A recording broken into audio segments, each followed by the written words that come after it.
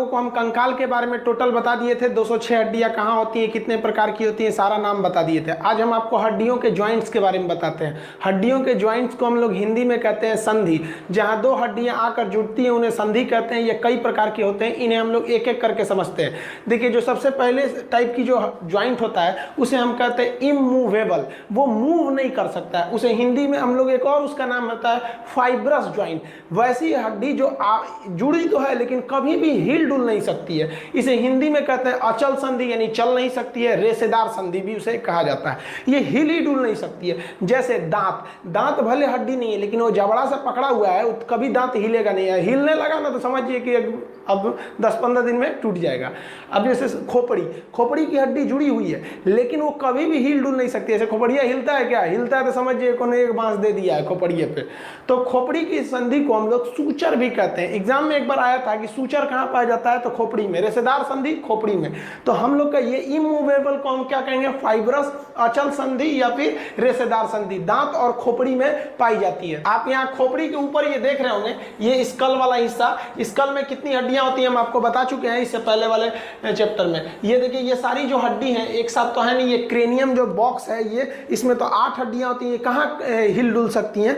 ये एक तरह का बॉक्स बनाती हैं जो सेफ्टी देते हैं अंदर के ब्रेन को। तो ये कौन सी संधि हो गई भाई? ये इमूवेबल हो गई, यानी ये अचल संधि हो गई, फाइब्रस या फिर सूचर संधि। दूसरी जो कैटेगरी आती है हड्डियों के ज्वाइंट्स की, वो आती है स्लाइटली मूवेबल। आपको पता है स्लाइटली मतलब हल्का सा मूव करेगा। स्लाइटली मूवेबल का एक दूसरा नाम है जिसे कहते हैं कार्टिलेजिनियस। इसमें कार्टिलेज की मात्रा ज्यादा रहती है। ये अपूर्ण संधि है, मतलब देखिए ना पूरी तरह से ये चल फिर सकती है और ना ही इसकी तरह एकदम एक जगह रह सकती है। ये हल्का सा मूवमेंट देती है, बहुत हल्का सा, इसलिए इसे कहते हैं अपूर्ण संधि। अब ये कहां पाया जाएगा? रिब्स में और बैकबोन में। देखिए, छाती की जो हड्डी होती है, जब हम सांस लेते हैं तो थोड़ा सा फैल जाता है। आप देखते होंगे कि कभी भर्ती वगैरह में जाते हैं लोग, पुलिस वगैरह में, तो सीना फुलाओ तो हल्का सा फूल जाता है। 5 सेंटीमीटर 80 से 85 मांगता है। तो वो रिब्स है, थोड़ा बहुत मूव करने का काम करती है। और बैकबोन, रीढ़ की हड्डी, आप ऐसे झुकेंगे तो हल्का सा रीढ़ की हड्डी इधर घूम जाएगा, इधर घूम जाएगा।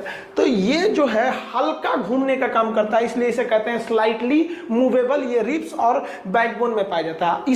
इन हड्डियों में क्या खासियत है कि इनके लेयर दर लेयर कार्टिलेज यानी उपास्थि की संख्या जाती है, जिस वजह से इसे कार्टिलेजिनियस कहते हैं। इसमें एक और खासियत, अगर ये हड्डी टूट गई ना तो फिर आपको प्लास्टर की कुछ खास आवश्यकता नहीं पड़ती है। रिब्स वगैरह में नहीं देखते हो किसी की छाती में प्लास्टर हुआ है, वो अपने से तो मेंटेन कर लेता है। लेकिन रीढ़ की हड्डी टूट गई तो मेंटेन ही नहीं हो पाता है। रीजन क्या है? उसमें 26 हड्डियां इतनी छोटे छोटे इतने कॉम्प्लेक्स है कि वो जल्दी जुटती नहीं है। यहाँ आप देखिए रिब्स के ये जो येलो वाला एरिया, ये कार्टिलेज है। हम ये रिब्स जब पढ़ा रहे थे तो आपको बताए थे ये कार्टिलेज की होती है। ये बहुत हल्का सा मूव करती है। रीढ़ की हड्डी भी देखेंगे ये हल्का सा ऐसे घूमी रहती है इस टाइप का, और इसके परत दर परत कार्टिलेज है। एक हड्डी है, फिर कार्टिलेज, हड्डी है, कार्टिलेज। कार्टिलेज तो हम बोन चैप्टर स्केलेटन में पढ़ाए हैं।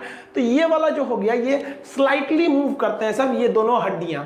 इमूवेबल देख लिए फाइब्रस, और स्लाइटली मूवेबल कार्टिलेजिनियस भी देख लिए। अब मेन जो क्वेश्चन आते हैं वो आते हैं फ्रीली मूवेबल। फ्रीली मूवेबल से नाम से है बहुत ज्यादा मूव कर सकते हैं। जैसे मेरे हाथ को देखिए ना, इतना मूव कर सकता है। हम सीना ऐसे मूव करा सकते हैं। गर्दन देखिए, यहाँ से यहाँ घूट गया, पैर हो गया, उंगली हो गया, अंगूठे हो गए। तो ये हड्डियां काफी अच्छे से घूम लेती हैं, इसलिए इन्हें कहते हैं पूर्ण संधि। इनमें एक लिक्विड पाया जाता है जिसे हम कहते हैं साइनोवियल, इसलिए फ्रीली मूवेबल वाली हड्डियों को हम साइनोवियल ज्वाइंट भी कहते हैं। देखिए, इन जितनी भी ज्वाइंट है इनका एक इंग्लिश नाम है और साथ ही साथ एक टेक्निकल नाम है। जैसे मूवेबल टेक्निकल नाम हो गया आपका फाइब्रस, यहाँ पर आपका स्लाइटली मूवेबल टेक्निकल नाम हो गया कार्टिलेजिनियस, यहाँ फ्रीली मूवेबल और टेक्निकल नाम हो गया साइनोवियल। हिंदी क्या है? ये चलबे नहीं करेगा, अपूर्ण संधि, तनी मनी चलेगा, अपूर्ण पूरा हुमच के चलेगा, इसलिए पूर्ण संधि कहेंगे। इसकी जो कैटेगरी होती है वो 5 बेसिकली होती है, 5 कैटेगरी, लेकिन हम आपको 6 पढ़ाएंगे। देखिए, जनरली 5 कैटेगरी होता है। अब एक हो गया बॉल एंड सॉकेट। पहला कौन हो गया? Ball and socket. सॉकेट मतलब गड्ढा, अब बॉल मतलब उसमें आके फिट हो गया है, अब वो घूम सकता है इधर उधर, तो उसके कहते हैं बॉल एंड सॉकेट। ये बेसिकली जहां बड़ी हड्डियां जुड़ती हैं वहां होता है। जैसे हाथ का ये ह्यूमरस ऊपर वाला कंधे से आके जुड़ा है, तो ये क्या है, आप यहां ध्यान से देखिए, जो हाथ की हड्डी है यहाँ बॉल टाइप की है और कंधे में एक सॉकेट टाइप का खाली जगह है, ये उसमें जाकर फिट हो गया, जिस वजह से ये दाहिने बाएं भी हो सकता है, ऊपर नीचे भी हो सकता है, गोल भी राउंड कर सकते हैं, तो काफी ज्यादा डायरेक्शन में ये घूम सकता है। तो सबसे ज्यादा मूवमेंट कौन दे देता है, बॉल एंड सॉकेट। कमर की जो हड्डी आती है, यानी फीमर जो आके पेल्विक से जुड़ा रहता है, ये सब हड्डी तो हम कंकाल में पढ़ाए थे, यानी ये देखिए फीमर से आ रहा है, तो देखिए यहां पर आपको एक बॉल टाइप का गोल दिखेगा और एक खाली जगह दिखेगा, तो खाली जगह को क्या कहते हैं, सॉकेट। आपके बिजली वाले में भी सॉकेट होता है ना, जिसमें लगा देते हैं प्लग को, तो वैसे ये होता है। पैर की भी हड्डी को देखिएगा, आगे पीछे हो सकता है, दाहिने बाएं हो सकता है, पैर को आप गोल गोल भी ऐसे हल्का नचा सकते हैं। वहां पे पीटी वगैरह योगा के समय देखते हैं ना, पूरा कमर वगैरह हिला दिया जाता है, तो इसे हम लोग क्या कहते हैं लोग भाई, ये जो है बॉल एंड सॉकेट है। हिंदी में इसे कभी कभी पूछता है कंदुक खलिका। ये कहां बेसिकली दिखेगा, कमर में। कमर में भी स्पेशली कौन हड्डी में, ये नीचे से जो आ रही है फीमर और ये पेल्विक, और कंधा में ये वाला ह्यूमरस हो गया, कंधा से आके जुड़ जाता है। इसी फ्रीली मूवेबल का जो दूसरा कैटेगरी है वो सैडल है। अब आप थोड़ा सा ध्यान से समझिएगा, बॉल एंड सॉकेट का जो लास्ट अक्षर है वो एस से है, तो एस से ही याद रखिएगा सैडल। ये सैडल जो है ना वो कुछ और नहीं है बल्कि बॉल एंड सॉकेट का ही एक छोटा रूप है। ये बॉल एंड सॉकेट बड़ी हड्डियों में पाया जाता है, इसी का छोटा रूप है सैडल, जो बहुत मतलब साइज में छोटा होता है, जैसे अंगूठे की हड्डी। आप बाकी उंगलियों की तुलना में अंगूठा को ज्यादा घुमा सकते हैं, इधर भी आ सकता है, हल्का सा इधर भी चला जाता है, इधर भी चला जाता है, तो ये एक तरह से बॉल एंड सॉकेट का ही है, लेकिन थोड़ा सा उसका छोटा रूप है अंगूठे की हड्डी। आप इसको कहीं भी ले जाए, बाकी उंगलियों की तुलना में आप अंगूठा को ज्यादा फ्री कर सकते हैं, इसीलिए तो अंगूठा को उंगली में नहीं रखते, वरना 4 फिंगर 1 थंब कैसे हो जाएगा। थोड़ी अलग कैटेगरी, इसलिए नाम रख दिया गया इसका अलग। सैडल में क्या आएगा, अंगूठा, लेकिन कह देगा ये किसका एक छोटा सा रूप है, तो वो किसका है, बॉल एंड सॉकेट का छोटा रूप है सैडल। याद कैसे रखेंगे, बॉल एंड सॉकेट का सेकंड अक्षर एस सॉकेट से है, तो उसी से मैच करा दीजिएगा सैडल। अब जो तीसरी कैटेगरी देखते हैं वो हिंज बोन की देखते हैं। हिंज बोन को हम हिंज जो ज्वाइंट होता है, हिंज को हम लोग हिंदी में कहते हैं कब्जा संधि। कब्जा, दरवाजा का कब्जा जो होता है एक की ओर खुलता है, लिखा रहता है ना पूस ढकेलिए, पुल खींचिए, पता चला खींचने के लिए कर रहा है, ढकेल दिए कब्जे उखड़ जाएगा, तो वैसी हड्डी जो एक की ओर खुलती है दूसरे ओर खुले तो उखड़ जाएगा, उसे क्या कहते हैं लोग, हिंज यानी कब्जा। जैसे देखिए ये केहुनी है, केहुनी जैसे यहाँ ना हम इधर बुलाएंगे तो ये आराम से आ जाएगा केहुनी, इधर भी चल जाएगा। अब यहीं पे कब्जा लॉक, अब कहेंगे तनी नीचे चल तो ले भाई सब, अब ज्यादा करेंगे ना तो टूट जाएगा, यहाँ से एक ही और जाएगा कब्जा संधि। घुटना, घुटना को शुद्ध भाषा में क्या कहा जाता है, ठेवना बोला जाता है, तो ठेवना भी देखिएगा पीछे आएगा, आगे थोड़े आएगा, ठीक हुआ आगे नहीं आता, वरना चलते वक्त आगे आ जाता, आदमी उलट जाता, ऐसे ही करके। इसमें आप देखेंगे तो केहुनी वगैरह में हो गया, यहाँ पे तू सब लड़कियां को देख रहा है, सब दूसरा फोटो लगाते हैं, यहाँ देखिए ध्यान भटका देता है, लड़का से बहुत बदमाश होता है। इसको देखिए, ये जो इसका ये वाला ठेवना वाला है, यहाँ पर केवनी एल्बो वाला हिस्सा है, ये जो है ये एक ही डायरेक्शन में घूम सकता है, और घुटना भी एक डायरेक्शन में घूम सकता है, ये अपने पैर को पीछे मोड़ सकता है आगे की ओर, तो यहाँ से घुटना को ऐसे थोड़ी ना ले आ सकता है इसके आगे की डायरेक्शन में। तो जब एक ही डायरेक्शन में मूव होता है तो उसे हम लोग कहते हैं हिंज बोन, हिंदी में कहते हैं कब्जा संधि। कब्जा संधि को हम लोग क्या कहते हैं, ये कहाँ मिलेगा, आपका केहुनी में और ठेवना में। अगला समझिए पाइवोट संधि। पाइवोट को हिंदी में कहते हैं हम लोग खूंटी। जिस तरह से आप किसी दीवार में किसी खूंटी को ठोक दीजिए, कांटी समझते हैं ना, खूंटी ठोक दीजिए, और ठोकने के बाद उसको तन सा हिलस दीजिए, हिलसने का मतलब समझते हैं, तन सा हुमचा दीजिए।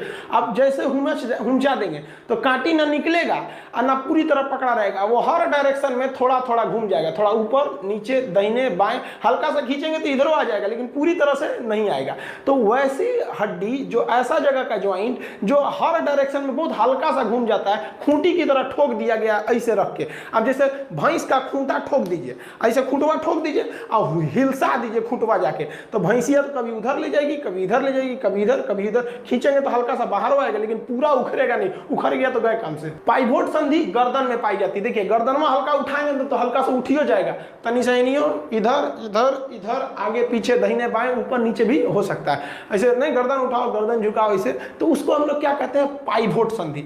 लेकिन यही पाइवोट में दो हो जाता है, एक इलिप्सॉइड भी आ जाता है। देखिए ध्यान से समझिएगा, जो ये स्कल है, खोपड़ी, तो ये गर्दन की हड्डी हम आपको पढ़ा चुके हैं। गर्दन की हड्डी को 7 होती है, इसे हम सर्वाइकल कहते हैं, शॉर्टकट में सी बोला जाता है। सर्वाइकल का पहला अक्षर सी। इसमें सबसे ऊपरी हड्डी का नाम होता है एटलस, ये हम स्केलेटन में पढ़ाए हैं। तो एटलस हो गया।